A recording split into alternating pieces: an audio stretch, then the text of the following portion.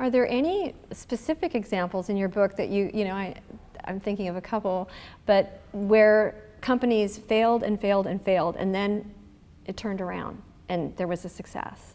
So, well, there are plenty of those. And of course, sometimes you have to say, okay, how many failures are too many? Right.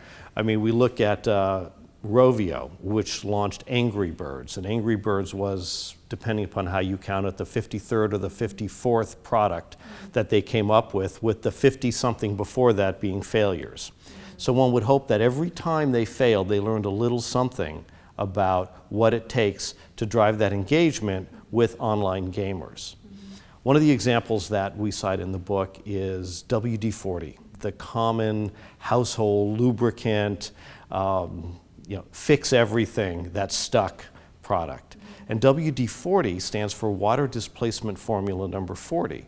And the Rocket Chemical Company back in the 1950s started out with the effort to create a new lubricant that also was an anti-rust coating, because they worked with rocket manufacturers then, so the Rocket Chemical Company, and they came up with Water Displacement Formula number 1, WD-1, which didn't work so well. So then they went on to WD-2 and WD-3 and WD-4 until we got to WD-40. And since then, that iconic formula has remained unchanged. So there's an example of a company that persevered through failure, but with every formula, they learned a little something until they got it right. Was Instagram another one, I think, that you... So Instagram was one that we mentioned as well in the book, which is really different. So this is where you persevere. WD-40 was a persevere through failure, but learn at every step. Instagram is a really different story in that Instagram started out as a product called Bourbon, funded by Andreessen Horowitz, one of the top venture capital firms in Silicon Valley. And Bourbon, my description, not theirs, was kind of a Swiss Army knife of mobile applications. Some e-commerce, some social media, some photography, some gaming, a whole host of things. And when they went to market with their initial customer group, with their beta customers, they were getting ready to launch it and they were excited, and they went to their customers, and their customers basically said that the product sucked. They just didn't know when they should use it, and most of the apps weren't great. They were good but not great, but we have 100 apps on each of our smartphones now, so right at our customers' disposal, they had better apps for each one of these things. So the guys were about to go ahead and scuttle the whole project until they heard some of their customers say, this little photo app you have over here is pretty cool. So rather than jettisoning everything, they got rid of everything but the photo app. They relaunched the product as Instagram. And since then, we know the story. It was acquired by Facebook for more than $1 billion. The team had a total of 13 or 14 team members on it, so still a small team.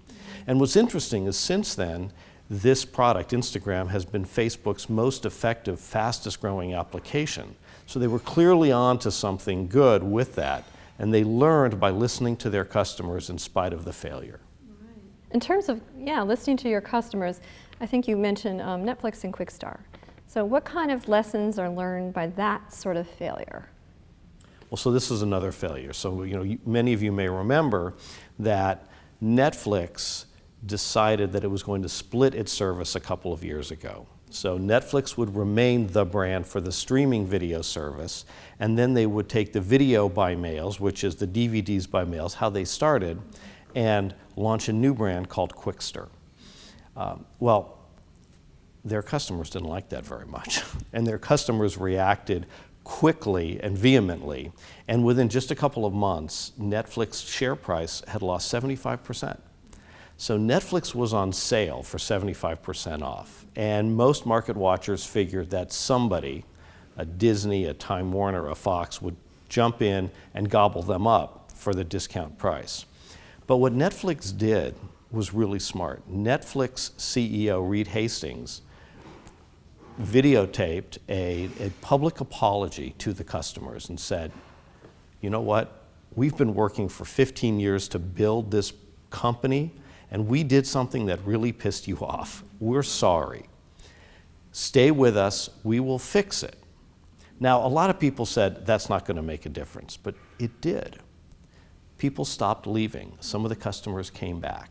And what the leadership team at Netflix then did was they paused, they had stemmed the bleeding, and they reflected on what was happening. And since they were already in the midst of such a failure, they said, what else is going on? One of the steps in our failure value cycle, our 7 stages of how to process failure, is once you react effectively, to reflect upon those learnings, what just happened. And they then doubled down by creating original content like House of Cards and others, and then they launched. The next step is to rebound. They launched their rebound strategy, and that was really effective. So they almost killed themselves. They brought on this near existential failure to themselves with this move, but they reacted well, they reflected upon the learnings, and they rebounded effectively, and now they're the #1 video streaming service in the world.